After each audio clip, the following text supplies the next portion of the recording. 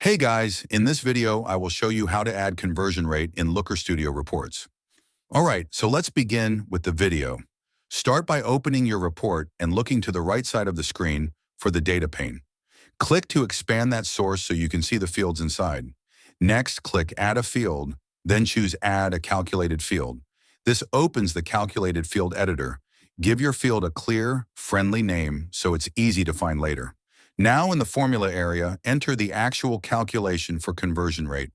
Conceptually, conversion rate is total conversions divided by total audience. In many data sets, that might look like conversions divided by audience, purchases divided by users, or leads divided by sessions.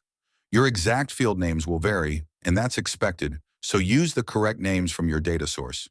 If your fields are row level, wrapping them with aggregations like sum can help ensure the math aligns at the chart level. When you're satisfied, click Finish. Once applied, your new conversion rate field appears alongside the rest of your metrics in this data source.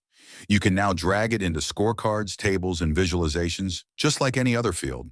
If the number looks unexpectedly high or low, double-check that you picked the correct fields for conversions and audience, and that you're measuring the audience you actually intend. And that's it. So that's basically how you can add conversion rate in Looker Studio reports. So that's all for this video. See you in the next one. Thanks.